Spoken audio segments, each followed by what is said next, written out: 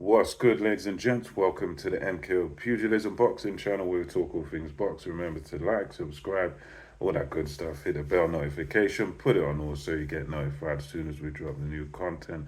It's the morning after the night before. Last night we had Knockout Chaos, headlined of course by Anthony Joshua versus Francis Ngannou.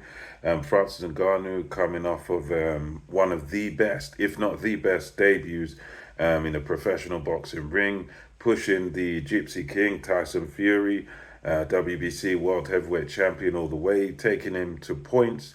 And there were a lot of people picking Francis Ngannou to win this fight. The zone had the fans voting, and I think the fans voted 57% for Francis Ngannou going into this one. I myself, along with I think most boxing people, had Anthony Joshua winning this one, late stoppage or perhaps on points. I think I had him winning probably on points.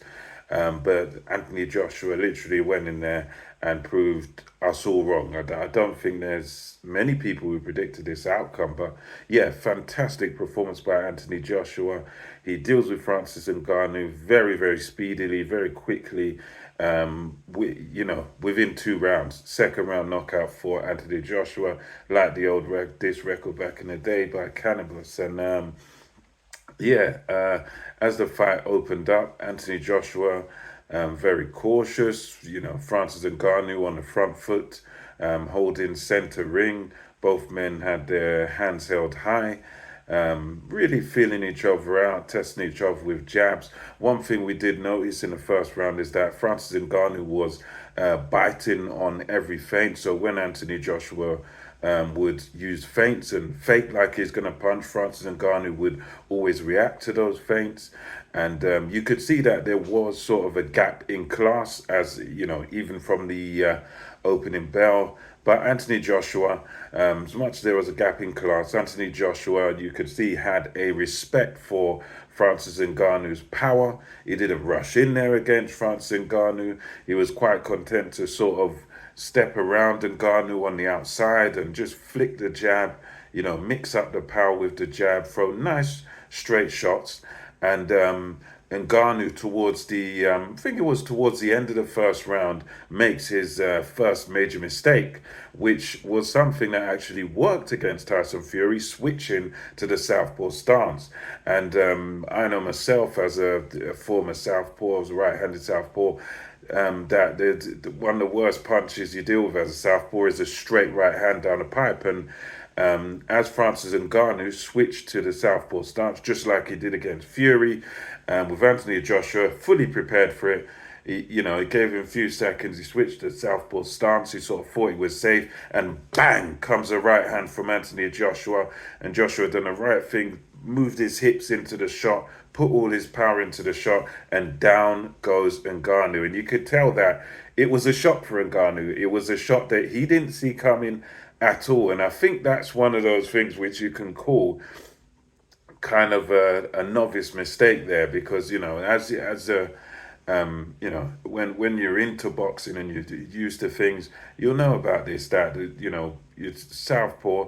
The first punch someone's going to be looking to land on you is going to be a straight right hand, and that's what you've got to be careful for. But Ngannou did not see this one coming, and he found himself on the seat of his pants. So Anthony Joshua showed again that he's got power there, landed a beautiful right hand, and really did hurt Francis Ngannou. Ngannou, to his credit, he got to his feet and he was very clever. He didn't get straight up to his feet. He waited until about the count of 7 or 8, and then he got to his feet. So he gets up and finishes the round. Anthony Joshua doesn't rush into him, just goes back to his boxing, back onto his jab, and just sees the round out. Takes his time, don't go after him too much.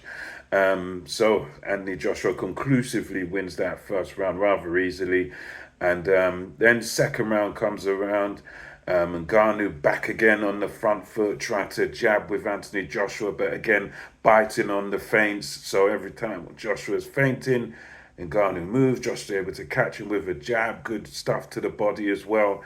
And then, again, later in that round, Francis Ngannou again falls for the trap, falls for the feint, tries to hit Joshua, bang, cracked again with another straight right hand by Anthony Joshua, which is one of his money punches. That and the left hook. I think the commentary were calling for the left hook, but you could see at certain points Ngannou was looking for his own left hook. So it's like Joshua elected not to use that and to just keep everything straight, and it worked to treat for it because again Ngannou some point in that second round, bang, goes down off another right hand.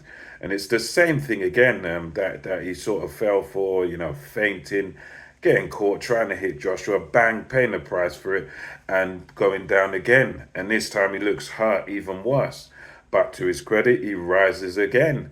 And, but this time he makes the mistake of, well, I don't know if there's any other way he could try and win the fight, but rather than sort of trying to survive, trying to regather his senses, Francis Ngannou goes straight after Anthony Joshua again.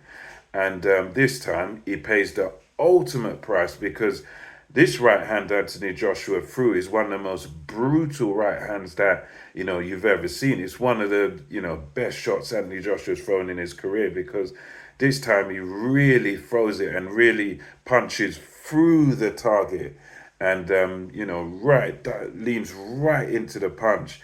And this time Anthony Joshua, as soon as he lands that punch, Francis Ngannou just literally goes to sleep. He falls on his own leg, and it's all over. That's all she wrote. So yeah, very, very impressive performance by Anthony Joshua. Lots of rookie mistakes by Francis Ngannou, falling for the feints. Not used to that precise punching that Anthony Joshua delivered. He got Fury by surprise, and this is a completely different style. Anthony Joshua was just too precise, and one thing about Joshua is that he used a very good counter punching style, and he made sure that every single punch he threw was with mean intentions and was spiteful. So he counter punched, but every counter punch he threw was hard, was mean. It had serious mustard on it, as they say, serious power on it. And Ngannou's coming straight into him and bang, paying the price. And that's last knockdown was brutal. They had to put Ngannou on oxygen just to sort of recover, and thank God he did recover. But it was a very rude awakening, and it's one of those things that really we shouldn't be surprised about because Francis Ngannou, he's not an experienced boxer. He's not used to boxing. He's had one great performance against Tyson Fury, which is a bit of an anomaly, but I think Anthony Joshua pretty much just put things in perspective that, he doesn't have the experience. He doesn't have really the skill and the know-how to be in the same ring as a world-class heavyweight boxer. He doesn't have the sort of pedigree to be in the same ring. Against Fury, that performance is what really put him on the map and everything, but Joshua showed that there is a difference when you get in that ring and when you deal with a professional who's really prepared, who punches hard, and who sort of analyzes what's in front of you. So yeah, very impressive performance by Anthony Joshua. Let me know what you thought about this in the comment section below. How do you rate Anthony Joshua's performance? For me, it's one of the best Anthony Joshua's I've ever seen. I do, however, put it in perspective that yes, he was in there against a novice who was having his second fight, but the narrative going in there was that this is a very dangerous novice, that if he catches Joshua, it will knock him out. And there was a sizable amount of people who were picking Ngannou. But yeah, put it into perspective, this was a novice against Joshua. So when you look at the large picture, this is what should happen, and this is what should have happened even against Fury. Fury was ringside. He himself will be kicking himself looking at that Joshua performance because Joshua did what he should have done. Joshua did what he failed to do. So yeah, let me know your thoughts, and until next time, this is MKO Pugilism over and out. Catch you on the next video.